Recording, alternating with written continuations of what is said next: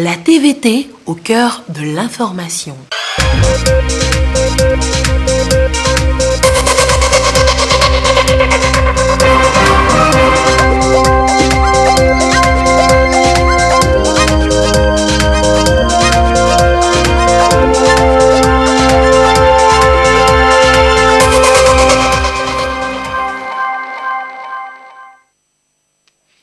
Bonsoir madame, bonsoir monsieur. Voici d'abord les titres de ce journal.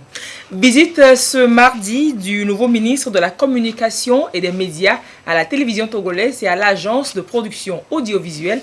Le professeur Akodaye Ouadan prend sur le terrain la mesure des défis de son département. Et puis face à la recrudescence des cas de coronavirus dans les préfectures du Golfe et d'Aguenivé, le coordonnateur national de la lutte contre ce virus-là, il a rencontré ce mardi les comités locaux de riposte contre le Covid-19 des deux zones. Ils ont évalué ensemble les défis et réfléchi à une meilleure réorientation de la lutte. Merci donc de suivre ce journal que nous ouvrons à l'Assemblée nationale.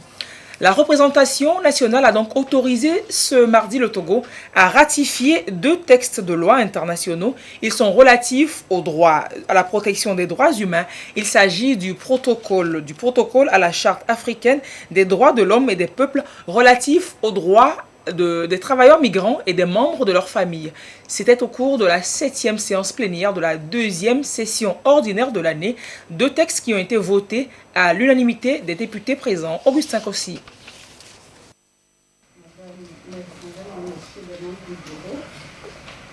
La séance est ouverte avec à l'agenda 2 textes de loi portant protection des droits humains. Le premier autorise la ratification du protocole à la Charte africaine des droits de l'homme et des peuples relatifs aux droits des personnes âgées. Le second porte sur la ratification de la Convention des Nations Unies sur la protection des droits de tous les travailleurs migrants et des membres de leur famille. La représentation nationale mène un examen minutieux sur les 2 instruments juridiques. Pour leur adoption, les différents groupes parlementaires se prononcent. Cette ratification permettra à notre pays de redynamiser l'inclusion sociale des personnes âgées et permettra également au Togo de compléter son arsenal juridique en matière de protection des personnes âgées. Pour le second projet de ratification, cette convention vient réaffirmer la contribution importante des travailleurs migrants et de leurs familles dans l'essor économique des pays d'accueil. Quel est le sort réservé aux personnes dans la tranche âgée de leur vie? Celles-ci sont souvent laissées pour compte, peu considérées. D'où la nécessité de mettre en place des mécanismes pour leurs droits. Le nombre de migrants internationaux se situe aujourd'hui entre 185 et 192 millions, avec une incidence sur les pays d'origine, de transit et de destination, et un besoin de leur protection et celle de leur famille s'est imposé. Il ne fait pas de doute que le Togo, notre cher pays, est sur la bonne voie. Ceci grâce aux efforts permanents fournis par le président de la République, son Excellence Faure Gnassingbé, fidèle à sa vision de faire du Togo un état de droit confirmé. En janvier 2018, à Addis Abeba, le Togo a décidé de signer le protocole de la Charte africaine des droits de l'homme et des peuples relatifs aux droits des personnes âgées. Ce faisant, le Togo joue sa partition donnant à l'Union africaine des outils dont elle a besoin pour mettre en œuvre l'intégration africaine conformément à l'agenda 2063. Le Togo aura l'arsenal juridique pour protéger la diaspora estimée à près de 2 millions dans le monde entier. Les consignes données, les 2 textes sont votés à l'unanimité. Pour le gouvernement, ce sont 2 outils qui permettent d'une part aux personnes âgées de jouir pleinement de leurs droits au même titre que les autres membres de la société et assurent d'autre part la protection des droits fondamentaux de tous les travailleurs migrants, de même que leurs familles.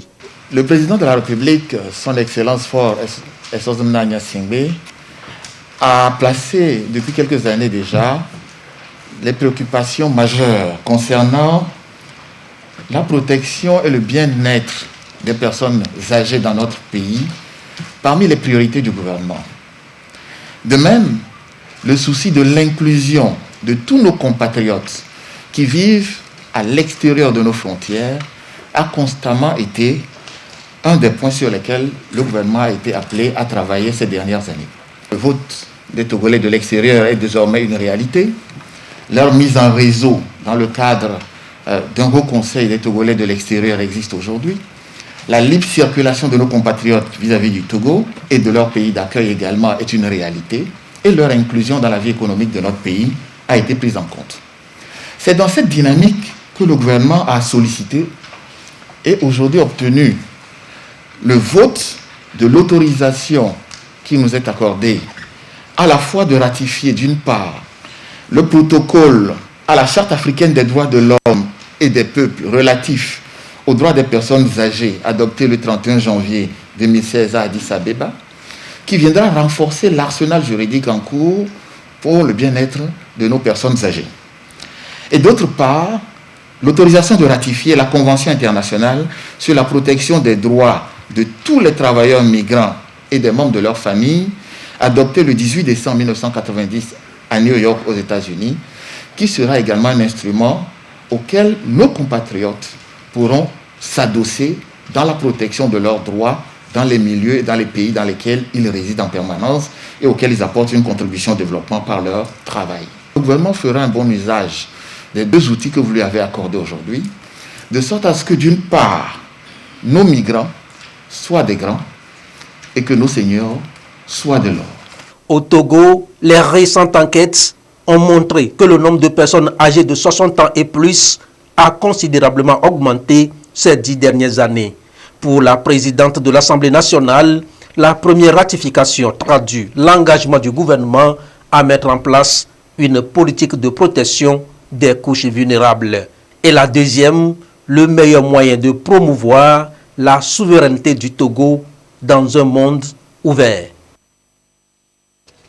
L'Afrique célèbre sa jeunesse le 1er novembre de chaque année. Vous savez, le Togo dispose depuis 2007 d'une politique nationale de la jeunesse. Et le temps passe, les défis changent, le monde est en mutation et ce document s'actualise aussi.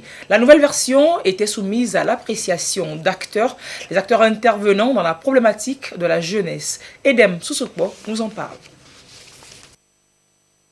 Le document questionne l'emploi des jeunes et surtout leur épanouissement. Le Togo dispose d'une jeunesse numérique importante, 60% de la population. Il faut, selon le gouvernement, tirer le meilleur profit de cette couche et en faire un atout considérable pour le progrès économique et social. Depuis 2007, le ministère chargé de la jeunesse s'est doté d'un document de politique nationale de la jeunesse assorti d'un plan d'action opérationnel. Compte tenu des enjeux nouveaux, une nouvelle politique s'impose, élaborée 12 ans après l'ancienne. L'essentiel dans cette politique, c'est l'épanouissement de la jeunesse. Et l'épanouissement de la jeunesse passe par son autonomisation.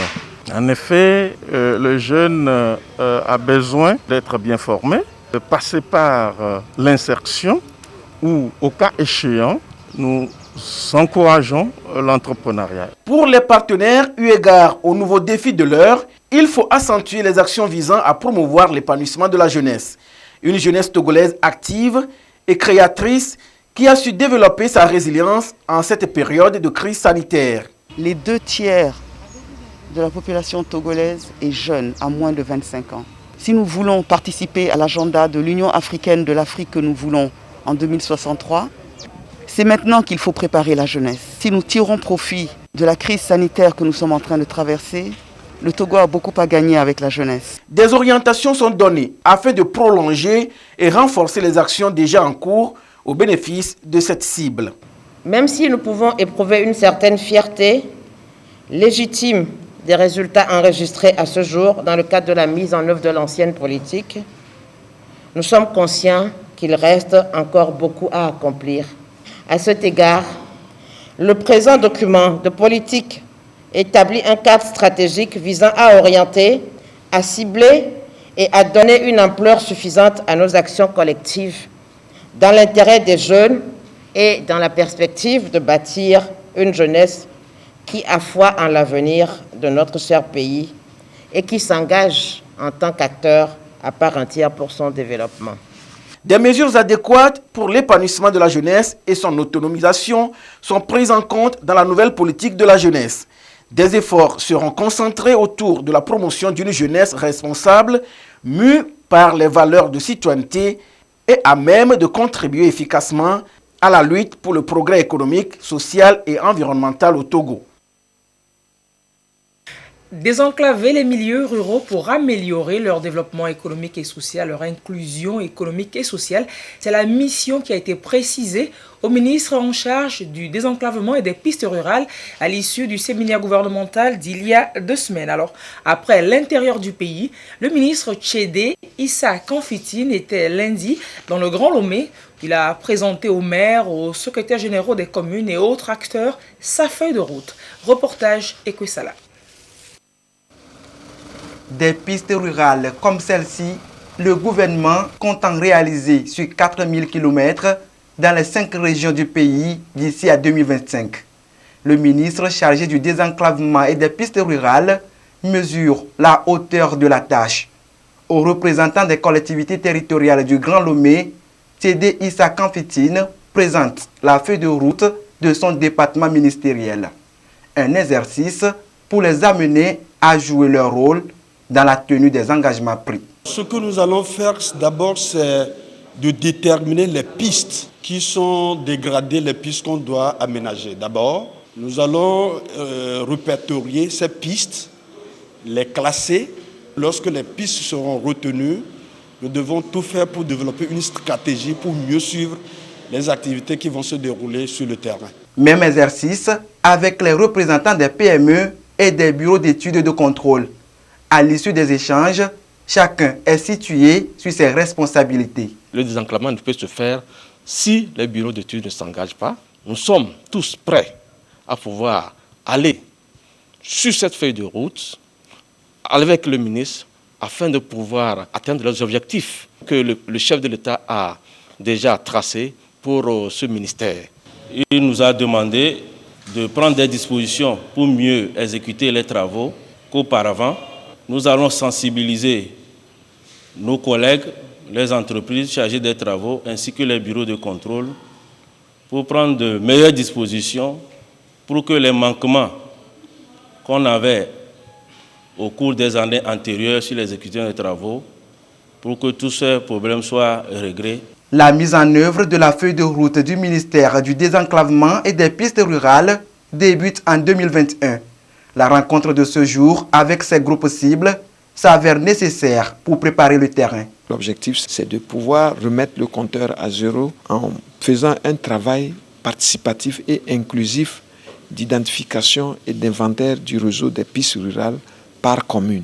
Classer ce réseau par ordre d'importance ou de priorité et ensuite sortir la liste des urgences avec les petites et moyennes entreprises et les bureaux d'études et de contrôle. Nous leur avons dit ce que nous attendons d'eux et ils nous ont également dit ce qu'ils attendent de nous.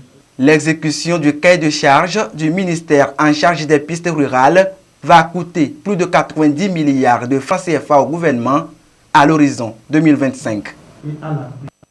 Et on va parler économie. Le secteur industriel togolais se renforce à être plus compétitif. Pour ce faire, des experts du secteur se sont réunis ce mardi à Lomé pour recevoir les outils nécessaires à leur mise à niveau groupée. Le but est d'aider les PME, les PMI à faire face à la mondialisation. La rencontre est organisée par le Bureau de restauration et de mise à niveau en collaboration avec la commission de l'UEMOA. Carmen Madjia-Capo pour le compte-rendu. Le secteur industriel contribue faiblement au PIB dans la sous-région ouest-africaine.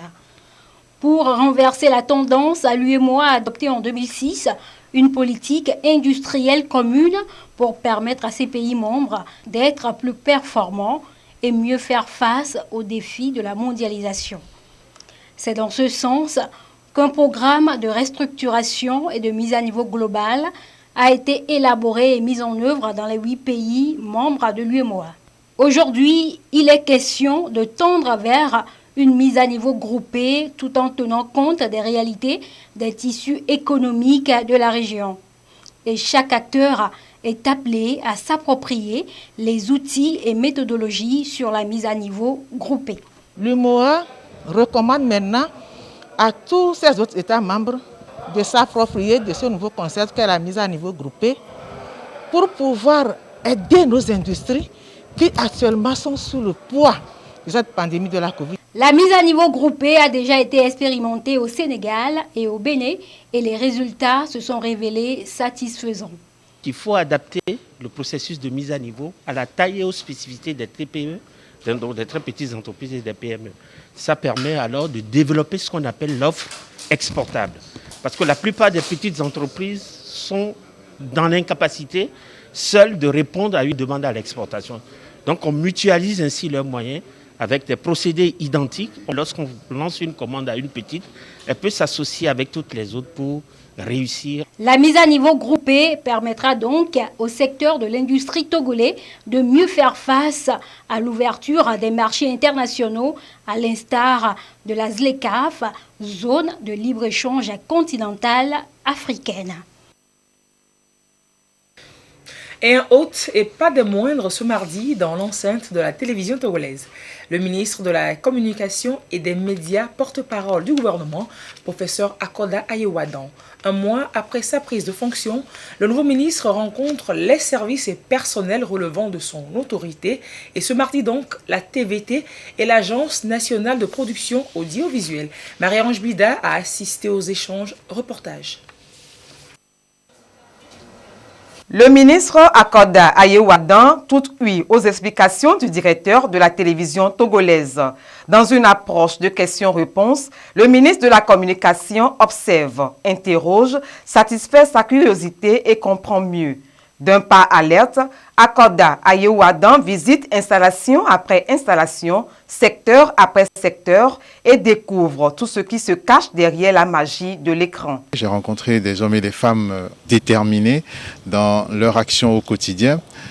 Je n'ai pas manqué de les féliciter pour leur travail en destination de nos populations. Sur le point infrastructurel, la TVT est dotée. Cela nous impose désormais au ministère de la Communication et à la TVT, un travail pour exploiter au mieux ces infrastructures mises à disposition par l'État afin que nos populations puissent percevoir la qualité qu'on peut percevoir lorsqu'on arrive à la TVT. C'est une rencontre avec les responsables divisions et sections de la télévision togolaise et de l'Agence nationale de production audiovisuelle. Elle fait suite à celle tenue à Kara avec les journalistes du nord du pays. Le ministre compte par cette démarche impulser un nouvel élan aux médias publics afin qu'ils puissent mieux servir une population en quête perpétuelle de programmes alléchants. Ce mardi, c'était le concours d'entrée à l'Institut de formation agricole de Tové. 490 candidats, dont 99 filles, participent à ce concours pour le compte de la région maritime. Les ministres en charge de l'agriculture, de l'élevage et de l'enseignement supérieur ont fait le déplacement du centre d'écrit d'Idogomé pour Lomé pour s'assurer de la tenue effective de ce concours. Reportage Sonia Amenipo. Un silence de plomb avec une concentration de maîtrise d'adrénaline. Ces candidats au concours d'entrée à l'Institut de formation agricole INFA de Tové attendent l'arrivée de l'épreuve de français première de la journée. Ornelako, étudiante en biologie, physiologie végétale à l'Université de Lomé, est une passionnée de l'agriculture.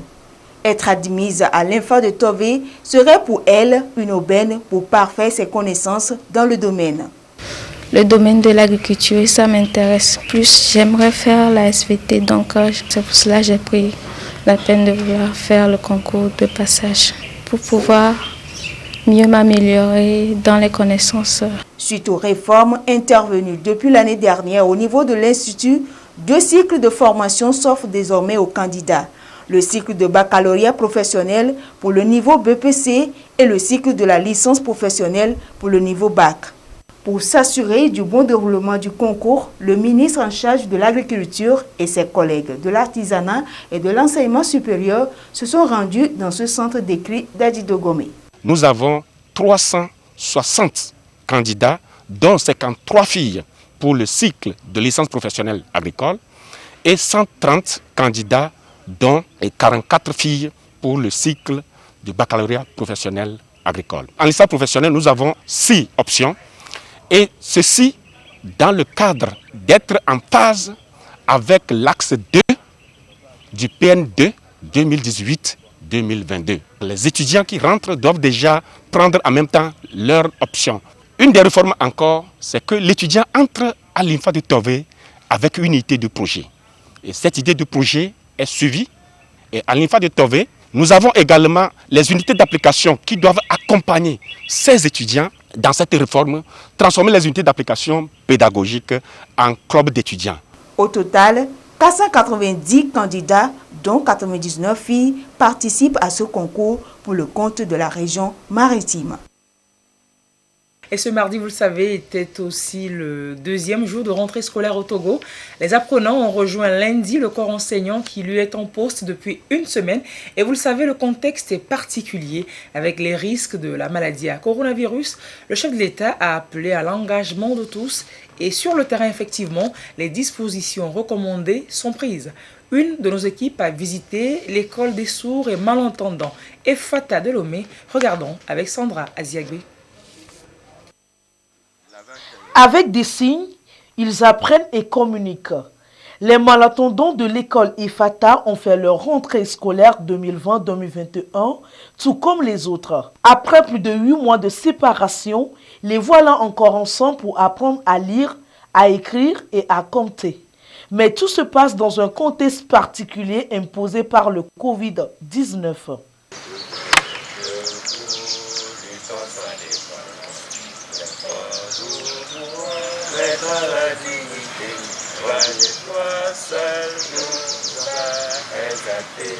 Dans un premier temps, nous remercions le gouvernement qui a pris toutes les dispositions pour que la rentrée 2020-2021 soit effective. Et nous avons pris certaines dispositions pour pouvoir minimiser le risque du virus. Nous avons des dispositifs à l'entrée de l'école et devant chaque classe. Et en classe, nous avons disposé les enfants 2 par banc, comme l'État l'a demandé. Et nous avons également les gels dans la classe. Pour utiliser un matériel dans la classe, nous utilisons le gel avant et après. Pas de demi-mesure face au coronavirus. L'école dispose de dortoirs. Le contexte de la Covid-19 oblige les responsables à prendre des mesures pour minimiser les risques de contamination. Nous avons un dortoir pour pouvoir aider les enfants qui viennent de loin. Donc ils passent la semaine ici, ils viennent le lundi, le vendredi, ils repartent et ils regagnent la famille et ils reviennent le lundi. À cause de cette pandémie, donc nous n'avons pas ouvert le dortoir. Donc nous allons essayer de gérer, voir comment gérer les enfants en classe d'abord, avant de voir quelles dispositions prendre pour pouvoir ouvrir encore les dortoirs peut-être après 1 ou 2 mois. Les enfants malentendants à l'école Efata suivent et passent le même programme et examen. Et se communiquer sur la situation de la pandémie de la maladie à coronavirus au Togo. À ce jour, du mardi 3 novembre 2020, la situation de la pandémie au nouveau coronavirus au Togo se présente comme suit. Le nombre de cas confirmés est de 2381, 17 nouveaux cas depuis hier. Le nombre de personnes guéries est de 1691, 10 nouveaux guéris depuis hier. Le nombre de cas actifs est de 633. Le nombre de décès est de 57. C'est un communiqué signé ce 3 novembre 2020 par le ministre de la Santé, de l'Hygiène publique et de l'Accès universel aux soins, professeur Moustapha Mujiawa. Et justement, face à la recrudescence des cas dans les préfectures du Golfe et d'Agoué, le coordonnateur national de gestion de la riposte au Covid-19 a rencontré ce mardi les comités locaux de riposte de ces 2 zones. Ils ont évalué ensemble les défis actualisés donc et réfléchi à une meilleure réorientation de la lutte. Dodo Aré, précision. Les préfectures du Golfe et d'Agoué-Nivé sont depuis quelques semaines les grands foyers de contamination au Covid-19. Et pour cause, un relâchement dans le respect des mesures sanitaires. Une situation qui interpelle la coordination nationale et les comités locaux de riposte au Covid-19. De nouvelles stratégies de riposte s'imposent, Le coordonnateur est allé remobiliser ses comités pour contenir cette flambée de cas de Covid-19 dans le Grand Lomé. Nous sommes arrivés pour tout d'abord les remercier et les féliciter pour tout le travail abattu depuis le début de la pandémie, mais aussi noter toutes les difficultés qu'ils ont dans la gestion actuelle, parce qu'actuellement, les activités doivent reprendre, mais avec la présence du virus.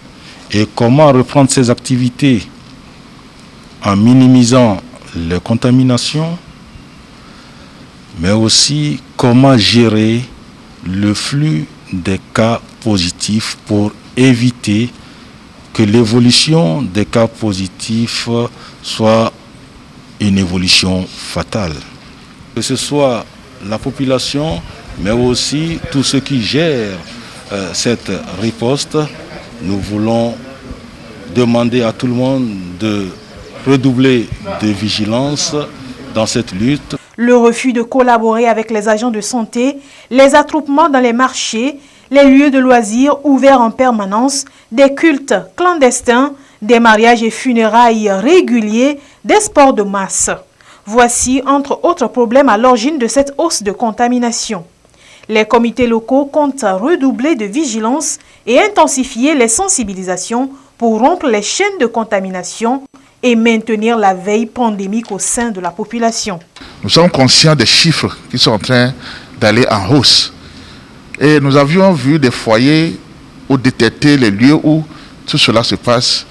Et nous allons revoir notre stratégie de riposte afin de mieux cerner le taureau par les cornes. Nos échanges ont été donc très positifs et nous avons pu élaborer donc ensemble des stratégies pouvant nous permettre de redynamiser la lutte à tous les niveaux, que ce soit au niveau des foyers, au niveau des quartiers, des villages, au niveau de chaque commune et au niveau préfectoral, de manière à ce que nous puissions justement renverser les tendances actuelles, surtout en cette rentrée scolaire où il y a donc plusieurs points de regroupement que nous devons suivre, surveiller, veiller à ce que les mesures barrières soient toujours respectées. Je voudrais ici inviter nos populations au respect scrupuleux des mesures barrières. Ceux-là qui continuent à penser, à affirmer que le coronavirus est une invention, ils n'ont qu'à se déconstruire cette vile mentalité pour accepter que la pandémie existe réellement dans le monde et dans notre pays, le Togo. La coordination annonce certaines mesures, notamment la déconcentration des activités sanitaires pour permettre aux centres médico-sociaux et aux structures de soins privés de faire des prélèvements de Covid-19. Donc on rappelle que d'hier à aujourd'hui, le Togo a enregistré officiellement 17 nouvelles contaminations au coronavirus. La 100e session ordinaire de la Commission régionale de contrôle des assurances s'est ouverte lundi matin à Lomé et ce jusqu'au 7 novembre prochain. La CRCA est l'organe régulateur de la CIMA, la conférence interafricaine des marchés d'assurance. À cette rencontre de Lomé, les délégués auront à examiner les dossiers de demande d'agrément et les plans de financement des sociétés. Christine Pecheki-Aloudet nous en donne des précisions. Les entreprises d'assurance ont des fonctions économiques, sociétales et réparatrices, entre autres. Elles assurent notamment des pans entiers de l'économie des États, indemnisent les préjudices, distribuent les primes collectées et permettent ainsi aux assurés de préserver leur patrimoine. La 100e session ordinaire de la Commission régionale de contrôle des assurances CRCA se penche sur les sujets phares du secteur, la réévaluation d'actifs des sociétés, l'examen des dossiers de demande d'agrément et plans de financement, entre autres. Nous sommes à une période cruciale des entreprises d'assurance. En 2016, nous avons relevé le capital minimum des sociétés d'assurance.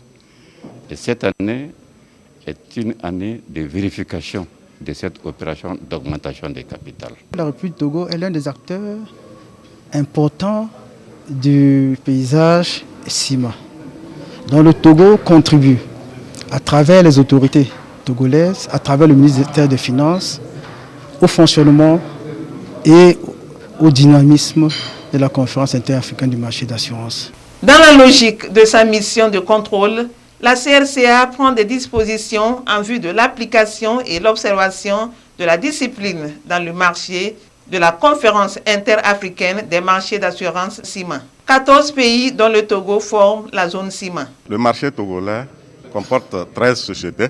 Le marché togolais des assurances à peu près se porte bien. La raison d'exister d'une société, c'est le paiement des sinistres. Si la société ne paie pas ses sinistres, la CRCA va retirer son agrément. Depuis le 20 avril 1994, le traité CIMA prévoit l'adhésion de tout autre État africain qui le désire. Vous savez, on va finir ce journal tout en local et tout délicieusement. L'on produit du pain au Togo, des pains et autres pâtisseries à base de farine de manioc et de sorgho et autres produits encore. Aujourd'hui, il est question de vulgariser la pratique à toute la boulangerie et la pâtisserie togolaise. Bientôt, tous les praticiens pourraient aller à l'école de ces stratégies innovantes et promouvant le local. OADEL reçoit un fort appui des autorités. Dans cette initiative, la structure a organisé une conférence de presse Salomé pour en donner plus de détails. Désiré Koum. Des pains pourront être fabriqués au Togo à base des farines locales dans les prochains jours. Des boulangers et boulangères sur l'ensemble du territoire se serviront des farines de soja, du sorgho et du manioc au lieu du blé importé. Mais encore faut-il qu'ils aient des notions sur les techniques en la matière, techniques ici soumises à étude en vue de leur validation. Donc, ce document de stratégie est structuré en 6 points, mais d'abord il faudrait qu'on puisse arriver à faire la cartographie des boulangers et des boulangères qui existent sur le territoire national.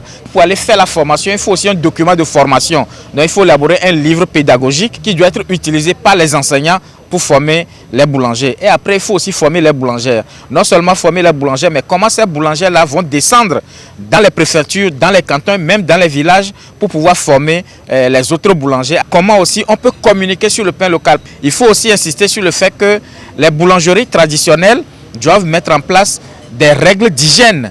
La démarche vise non seulement à réduire l'importation du blé, mais aussi à contribuer à la croissance de l'économie nationale. Consommer local, c'est consommer bio. Les Togolais pourront ainsi se prémunir de certaines maladies.